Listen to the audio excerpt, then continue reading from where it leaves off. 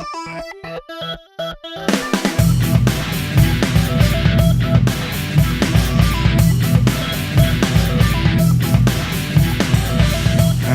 and welcome to NerdVsWorld episode 67, Judge Nerd.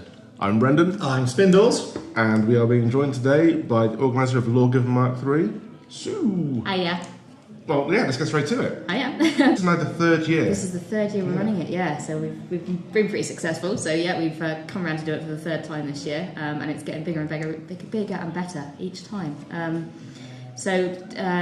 Lawgiver is the UK's only Judge Dredd convention, solely sort of dedicated to Judge Dredd. So much as we have people coming up dressed as other 2000 AD characters, and 2000 AD is very, very welcome, but we focus primarily on Judge Dredd and Dredd artists and writers and people who've worked on it and discussions on that whole topic. I was going to say, because it does, we saw some cosplayers there last year that was just from slightly different things in Judge. Yeah, it definitely lends itself to sort of 2000 AD and expansions of that. So, and people love talking about sort of the surrounding universe as well. Yeah, I was going to say, I mean, does it feel like the people who are coming along are kind of big 2000 AD fans, and do they want to talk about more about the expanded universe, or is it just people there for solid Dredd? I think it's definitely Dredd orientated because it's the UK superhero, isn't it? That's what it's sort of famous for, and people like to kind of celebrate Dredd as kind of the UK. That's how it started initially as well. Was it was representing the UK kind of comic industry, and Dredd being the sort of centre and having been there since the 1970s, sort of stepping through that. So I think there's definite discussions around the surrounding universe of that crops up as well in the panels that we do. But we do try and keep it sort of Dredd-centric as much as we can. Because that's been the passion that's sort of kept this going over the years, isn't it? Because you started off in Birmingham? Yeah, it was the first one in Eddie's in Birmingham, The first one was there. Yeah, literally the only reason we moved from there is because they lost the site. They weren't allowed to use it again. So, and because I know the guys that run a few conventions at the Doubletree, they always said we can do you a discount. So I was like, cool. And so we did it at the Doubletree, and it turned out to be a much nicer venue and a much easier place for people to get to.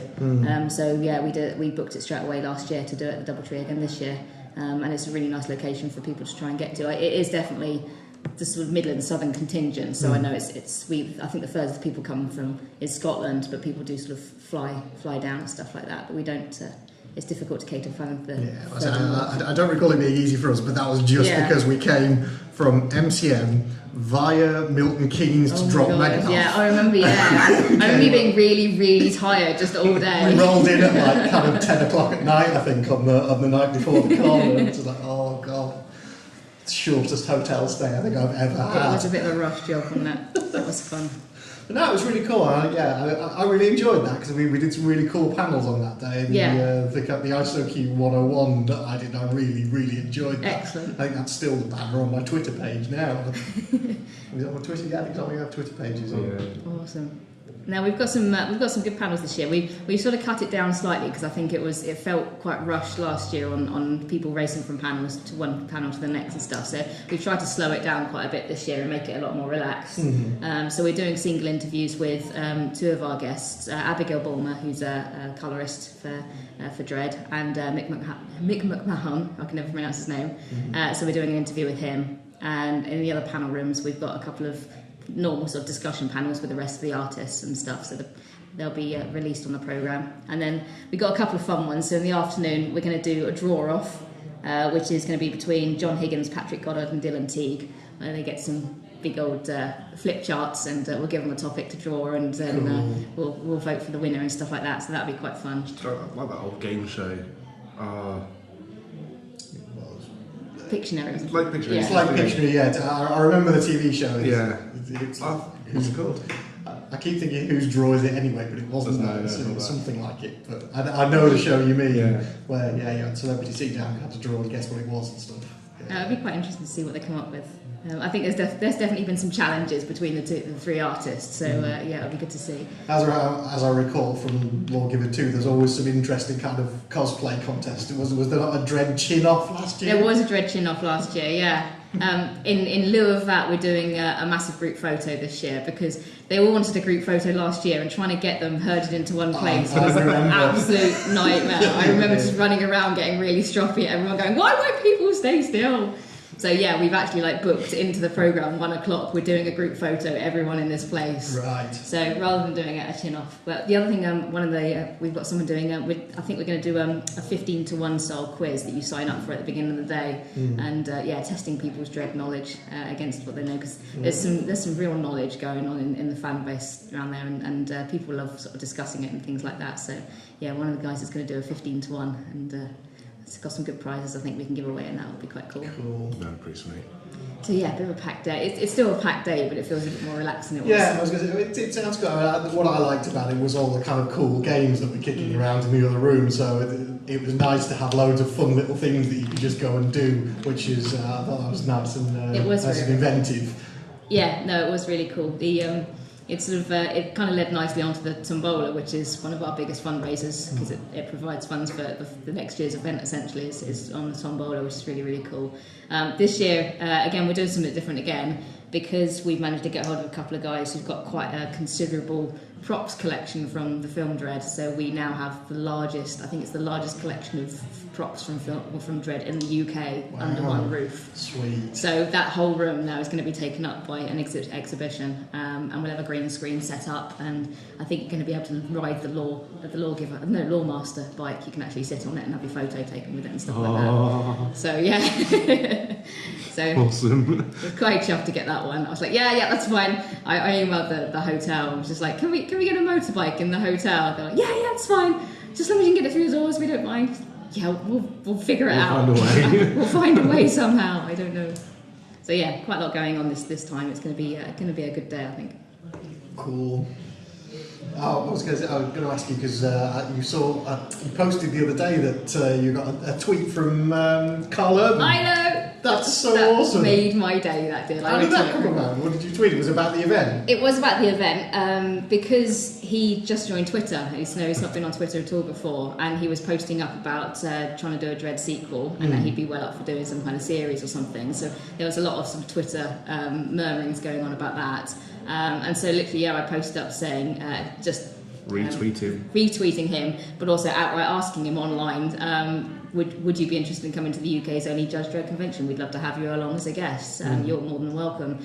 And got everybody to retweet it and really sort of promote it, so it cropped up in his extremely busy feed. And he DM'd me direct messaged me that evening. I got it the following morning to say, and it was literally to say thanks very much for the invite, but I've got a scheduling clash. So it was polite but decline kind of thing. I was like, I don't care that you took the time out to write back to me. Life made. Yeah, you took the time out of your very busy schedule to actually say no, thank you, and write back to me. So yeah, absolute day made. That was awesome. He's probably on press for Star Trek Beyond. Probably, yes. Yeah, quite possibly. And the other one was Johnny Vegas. Yeah. You were saying about that last year. Where his agent put us down to so there's a chance he might turn up on the day, which is what he tends to do, I think, at conventions, is just sort of turn up and have a good time. But rather than I think he's announce it. I've got a feeling he's in Benidorm by the looks of his tweets and things. He's abroad at the moment, so he won't be able to make it. But his agent did say it's in the diary, because I know he's a huge fan. Yeah, he is a big fan. But it'd be good to have him along. It would be good to have him. So Johnny Vegas, come on. Cool. Now, I guess a bit of musings now, because as you say, they're talking. There is a lot of talk kicking around about potentially Netflix doing a Dredd series. I mean, how real is it? It's definitely got legs, I think, because I've seen that Rebellion have now got involved and 2000 AD messaging and saying things and stuff. So there's definitely something murmurings in the works of. I think it just needs funding, doesn't it? Yeah. That's all it is. It just needs funding, and but I think Netflix itself would be a really good platform for it to do a whole host of different stories and that real daredevil-y, visceral kind of dark city kind of world. Yeah. It works beautifully for a good series, I think. That would be truly awesome. What do you reckon? That would be my preference. I mean, Amazon do good shows as well. You can't write off stuff like Black Sails or Mr. Robot. I've literally just finished Mr. Robot, and that was really good. But I do think that the way Netflix have handled Jessica Jones, I think, as well as definitely. Daredevil. You can handle the real big topics, deep topics, and that kind of mental stuff going on and everything. I think it has more association as well, name association. So I think for superheroes and comic related stuff. I think Dredd would be better suited to Netflix than Amazon. But yeah, either of these video on demand services have the funding and the ability to produce a good Dredd show. I think it's like one of these things. Like, it's a fan thing. Yeah. Enough pressure from the fans, and it can happen. Yeah, definitely. I think we've seen that. And there's definitely the fan base there for it as well. And I think if some of the big names get, if Olivia Thirlby kind of messages to say she'd be up for taking up the role again and stuff like that, you definitely got legs on it, I reckon. Yeah. It's just finding the big bosses to say yes, let's roll with it. Absolutely. Is that where you are with it? It's going to happen on Netflix? I would like it on Netflix. Yeah. I think that it's the right platform for it. And I think it'd be better than the movie. Because I think... Yeah, I mean, I had my issues with the movie. I watched it. It was the first time I'd ever watched a film on 3D TV. So I went over to David and watched it, and I was really quite impressed at how it stood up on a 3D TV. And it's definitely one of those films that was made for 3D and looks absolutely stunning. I was kind of a little bit let down by the story. I felt that it felt a bit like Die Hard. It felt like The Raid. Yeah, I think that was unfortunate because they literally, but it's kind of it was the DreamWorks Pixar query where they conveniently release films very similar to each other at the same time. And I think that's exactly what happened there. I don't think it was intentional. They literally just released at the same time. Yeah, a similar thing. I just think that the universe is so rich that to lock them in a tower block for the whole of the movie just felt like a little bit of a cop out to me. I suppose technically as an origin story it works though, doesn't it? Yeah, I think it works perfectly fine as an origin story. I felt they could have done a bit more with it. But visually it was stunning, and that was the thing that got me. It looked absolutely amazing. And again, it's one of those films that did much better on its Blu-ray release than its cinema release. Yeah. There's a bit in the film that makes me laugh every time I see it, where Mama's in the bath and she's taking the slow-mo and there's the bubbles going everywhere and she's looking at the thing. And I just think of that speed up. She's there just going, la, la, la, la, la, and splashing about everywhere. And I'm like, that's basically Mama is splashing about really fast in the bath. Nice. Cool. So, we've talked about it, but you need to give us a date. So date, yes. Yeah. So, Lawgiver MkIII is at the Doubletree by Hilton in Bristol on Saturday the 28th of May. We open doors at 9 o'clock and welcome program starts from 10 o'clock onwards. And we're running throughout the day. I think the last panel is probably going to be about 4 o'clock-ish. I'm trying to remember now. But the bar's open, and I think most people are hanging about afterwards as well. So, and all the artists are going to be there, and the writers are going to be there hanging about as well. So it's a really social event. So just come whenever you want. Come and hang out for the day. Come by, have a pint. It's a really good day to just chill out in the hotel for the day. There's also, I forgot to say, a showing of Dredd at the Scott Cinema the night before. They're doing a 3D showing of Dredd at the Scott Cinema. I think they're selling tickets on Facebook for, which would be quite good. It's another chap that I work with that's organising it, and I sort of left it to him to do. But yeah, it's a good social gathering the night before, I reckon, to get everyone together who's stopping over and rewatching Dredd again before the big day. Yeah. I might have to get up a day early then. Yeah, so we might have to. We're staying Friday night and going back late Saturday. That's our kind of plan. So, but it'll be a good day. It's gonna be a long day, but it'll be fun. I also do all the guests for this year actually, because I've got it in front of me. Guests for this year: MkIII, Abigail Bulmer, Mike Collins, Lee Carter, and Henry Flint. John Higgins, Dylan T, Ryan Brown, Patrick Goddard, and Rob Williams are all going to be there. And if you buy Ryan Brown a pint, he'll give you all of his prints because he's just lovely like that. Sweet. Well, NerdVsWorld will be there as well. Yes, of course you will. Yeah, you're going to come and do some podcasts. We've got a few podcasts over there. I think you ought to hijack some of the judges and get them in because they'll come and talk to you. Yeah, well, we will. Don't worry. They'll come and torture him. Yeah, they'll come and beat him up and put him in stress positions probably. But worst things happen to me on weekends in Bristol. So. I think we can probably hijack some of the artists as well for you. They can come in and say hi. That'd be cool. Do a bit of a chin wag. That'd be good. Yeah. Awesome. What else we got? Oh,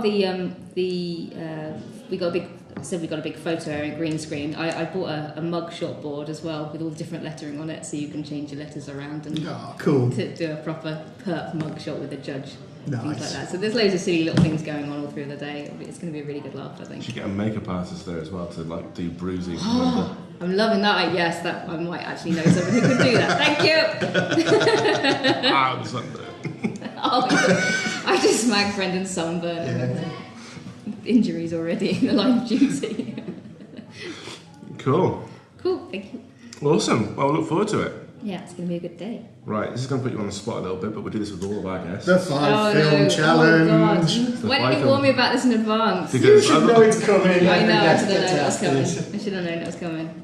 So, the rules are, these films don't have to be groundbreaking, they don't have to be box office smashes. It's literally just the 5 films that you would always recommend to someone. That you think every other person should watch them. Okay, the 5 films that everyone's... And you're not allowed to say Dredd. Interestingly, I started a new job recently, and one of the girls I've been chatting with, we've been going on lunch, and she's realised I'm a real film buff and everything, so she's been asking for recommendations, and I'm like, oh, you need to watch this, and you need to make sure you watch this. And, so let me have a think what I've been recommending her. So the challenge then is to keep it down to 5. Keep it down to 5. Aliens would be my first one. 5, because that's on my list as well. Were you Aliens or Alien? Oh shit, I was Alien. I think I was Aliens. So I'll have the high five. Thank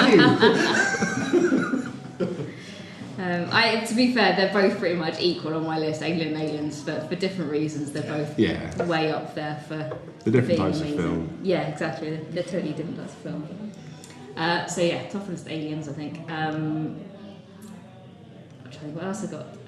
Any one of the Lethal Weapons. Ooh, nice. Yeah, that's a big fan of Lethal It's not been so far, but I love the Lethal Weapons. Yeah, any one of the Lethal, and they're all equally awesome in different ways. Yeah, Literally, I'll stick any of them on and watch them quite happily. I think I would probably bump the Lethal Weapon over all of them, just purely because he's psycho in it. Because he's so mental in that first film. Properly mental. He's just like properly broken. Is that made on our list yet? No, I think it's the first time anyone's mentioned Lethal Weapon, so that's a new one. But no, I absolutely love that movie, and I watched them all fairly recently, and just that first one is just so stunningly good. And still, it counts as a Christmas movie. It does count as a Christmas movie. Yeah. Most of them do, I think. Actually. I think most of the Lethal Weapon ones do count as Christmas movies, but that first one definitely is set to Christmas. Scene of the first one, where, it just absolutely kicks ass. It's the bits where you just get Riggs just running along the street. I just think it's stunning. And his eyes go properly mental. Cool. Fully behind Lethal Weapons as a choice. Okay. What else have I got? I'm now mentally running through my entire DVD collection. I'm trying to think what I've got that I watch. I think Guardians has got to go down. Guardians of the Galaxy has got to go down because that's just that's still number 1 on my Marvel list. Yeah, it's my go-to need to watch again kind of film when I need to watch a superhero movie. Because I reviewed Civil War recently, and in the review I say that it's a very good film, but the problem with it being a very good film in the MCU is that because the MCU is so consistently good, it's not quite enough to get into my top 5 films. And it hasn't broken through. But Guardians is number 1 on that top 5. Chuck Wendig had a really interesting rant about Civil War recently, without giving any spoilers away. It was really good with it. He said it was a really, really good superhero movie, Avengers movie, and he thoroughly enjoyed it because of all the themes that it was giving and the scenes and the action and stuff, and how much of a good plot it had and how well paced and well put together it was. It's not a film he could show to his kids. It's not a superhero movie of people dressed up in silly costumes that he can take his 5-year-old boy to go and see the cool people flying around and having fights and stuff like he sees in all his toys and things. Apart from that 1 20-minute scene at the airport. Yeah, apart from that 1 20-minute. It's probably not even 20 minutes. But it's like 5 minutes. It just feels like 20 minutes. It's so fucking good. But because it's got such deep themes going through it and such horrible things, friends fighting and stuff like that. And it's I love the film as an adult, but I can't take my boy to go and see it, even though it's a superhero movie. Yeah. And I thought that was a really, really good kind of take on it. Interesting take on it. It is. It's also really interesting that there's no big bad. Yeah. It's this massive film. There's no major massive bad guy. Well, no, there is one baddie, and it's essentially he's there to try and tear them all apart in a kind of Joker fashion. Yeah, Nemo is like Zemo rather. Yeah, is so subtle. He's an excellent villain because it brings it right back down to a human being the thing that's kind of tearing these people apart. When aliens and everything else have failed, it is a single pissed off human being that's managed to with very, break very them. good reason. Who's done it by not focusing on what they've been doing to the world, but what's been happening in their past. It's their history that's bringing them apart. And like once the whole Bucky storyline is resolved, you think you get this payoff of the end of that story and a conclusion, but you don't. That's only the beginning of the problems. It's actually what happens next that breaks the team. Yeah, and I'm very interested to see how the next episode of Agents of S.H.I.E.L.D. goes, because this should be the one that links it in. Oh, cool. Next Tuesdays. Yeah, that's what I mean, next week's, because I've seen this week's and that doesn't link in at all, but I'm expecting there to be a link, because they always seem to link it up with the Captain America movies, because they did that with Civil War. They did, yeah. That was not Civil War, with Winter Soldier was the big pivotal turning point of Agents of S.H.I.E.L.D., which was stunningly good. Yeah, I love Agents of S.H.I.E.L.D. at the moment. Season 3 hasn't been quite as good. It's holding my attention still, I think. It's holding my attention, but I wish they'd just killed Ward off and left him dead. Yeah. I think because Season 2 was so much better than Season 1, and it was such an... Season 2 was just awesome start to finish. Yeah. Season 3 has suffered a little bit, I think, from having to follow that. Yeah. And, it's not a must-watch for me at the moment. It's like, I've got to watch that at some point. I can wait until after I've done this. It's the one thing I've stuck with, because if I stop watching it, then I'll stop kind of watching it. So I kind of need to stick with it, otherwise I'll lose it completely. Yeah, I think I'm only watching it out of a sense of completeness for the MCU more than anything else. It's just, I've watched all the other Marvel stuff, so I'm going to carry on with this regardless of what happens. And that's what kind of kept me going through Season 1, in all fairness. Season 1, I was coming back every week for roleplay with the guys, and I was going on about the show, and everybody's like, is it any good? I'm like, yeah, it's alright, just keep watching it. And they keep challenging me. I keep fighting its corner. It wasn't until, and I said it before, it wasn't until turn. That I was just like, actually, it's fucking awesome. That episode is where, now I just say, don't watch it until episode 17. And people shout at me for saying that, but that's still my advice. I would echo that completely. Ignore it until turn, jump in at that point. Maybe watch the first one just to see the setup of the characters, and then just assume that they all have adventures fighting a monster of the week for a couple of months. But turn does another setup anyway. Yeah. So it's works.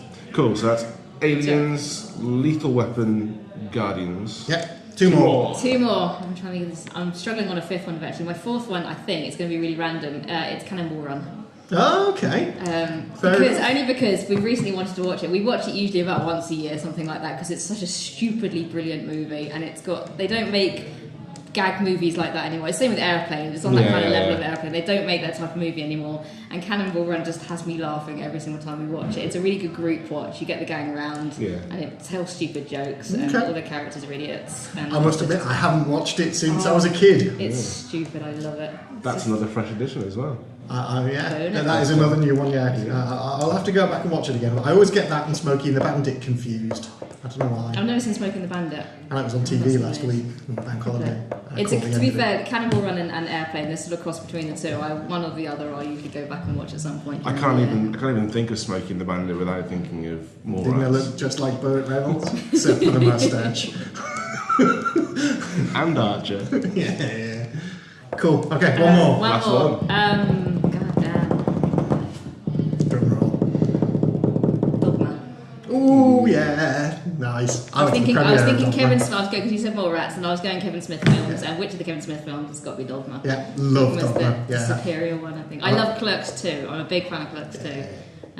Because it's stupid again. I like Clerks 2 specifically for things like the abridged Lord of the Rings. Yes, it's probably one of my favourite things in that film. Just Elias throughout the whole thing. I just love him. I need to watch that again. Actually, I haven't seen it in ages. It's the ABC dance routine. Yeah. For me, when that came on as well, when the first time I saw it and that ABC dance routine kicked in, I was like, oh my god, this is great.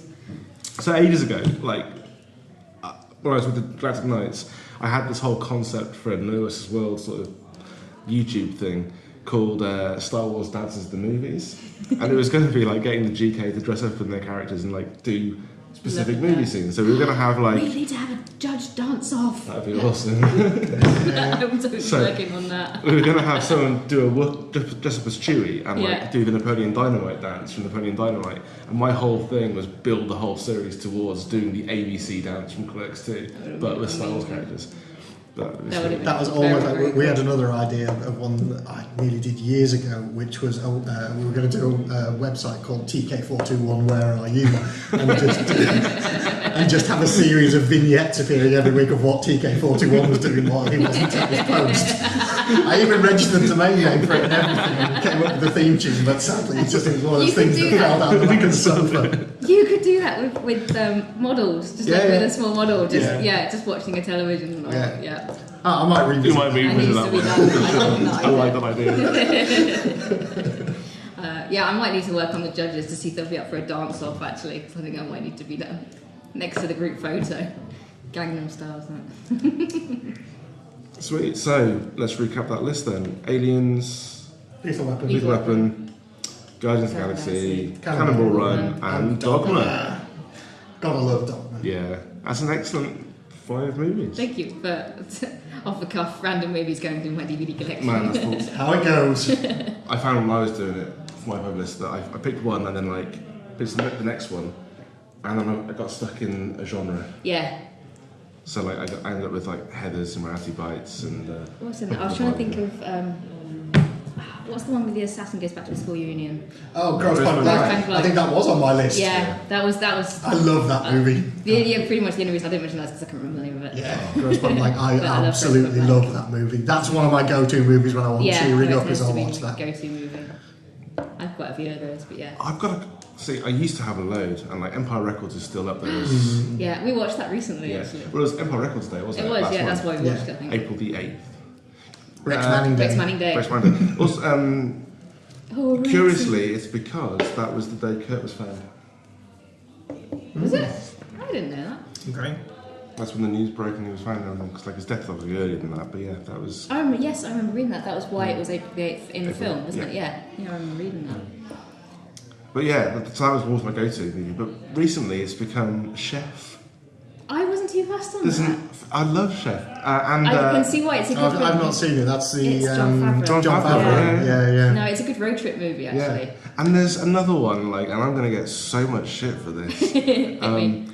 Begin Again with Keira Knightley and Mark Ruffalo. I don't even know what that is. I've never heard of it. Is this some random rom-com? It sounds like it. Yeah. It does sound like a random. So basically, Mark Ruffalo is a music producer, a down on his luck music producer who hasn't produced anything for a while, and he chances upon Keira Knightley, who's a singer-songwriter playing in a bar, and she's there after a breakup with the guy from some band, and James Corden is in there forcing her to play, and he walks in and he has this really glamorized view of what a producer does. She's on stage, just her and a guitar, and he's looking around the stage and you can see drums start to play themselves and bass starts to play itself, strings, and he produces the music in his head. Yeah. And the whole film is about him then trying to sign her. Put that into place. And they do this album in New York. So they go around, they do complete ghetto recordings in various locations in New York with bands. They get people to come along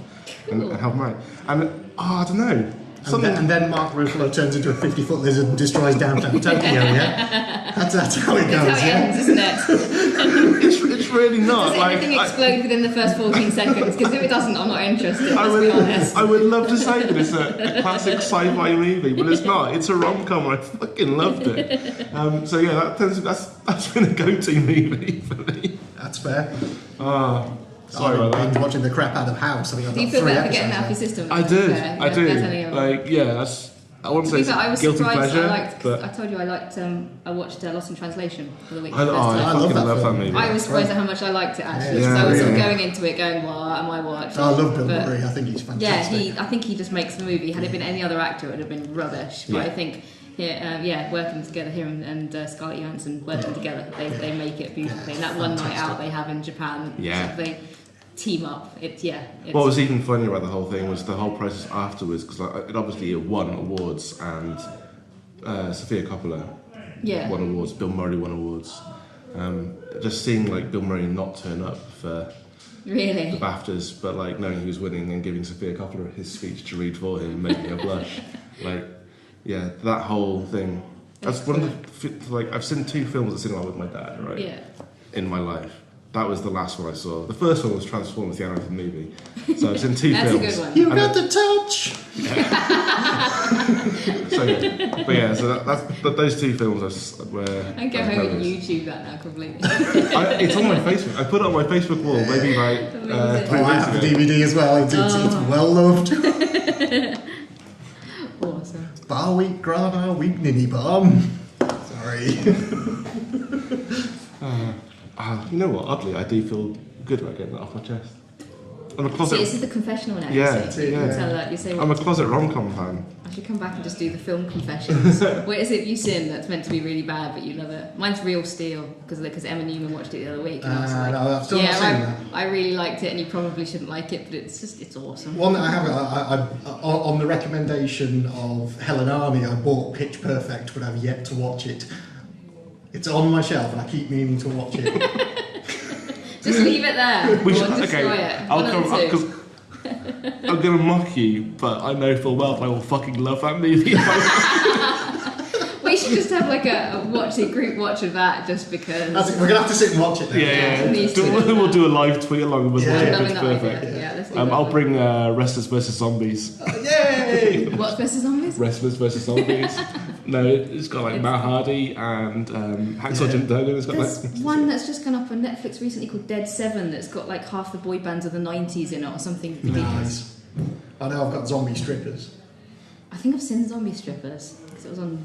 I was going to buy Horror Deathgasm. Yeah. Oh yeah. Did you not buy that? I didn't buy it in the end. I was so taken back with how Sainsbury's had positioned that on the shelf. Like Deathgasm next to like this I'll remember you forever sort of fucking lovey-dovey rom-com like next to each other on the shelf. It wasn't someone Great marketing. It wasn't someone being a troll and just moving it there. They're literally like you can see the prices and everything. Amazing. And like then up above you've got like Star Wars, Force Awakens, and like all the dark side ones have been sold, but the light side ones are still there. No. Brilliant. Awesome. Supermarket placement. Still one of my favourites is playing Supermarket Scrabble with the herbs. Yeah, we like that. We like doing that I one. do love that. Cool. Alright. Well, that's about it then for this I episode. think so. Pretty good. Everyone come to Lawgiver. Tickets Yay. are available www.rule32promotions.co.uk. £25 a ticket. You can buy them now or you can buy them on the door. But come to Lawgiver, come and celebrate Dredd. We will put that link in the show notes as well. So. Yeah, I said it really, really fast. Do it. Cool. I've been Brendan. I've been Spindles. I've been Sue. And thanks all for listening. Until next time, take care and be excellent to each other.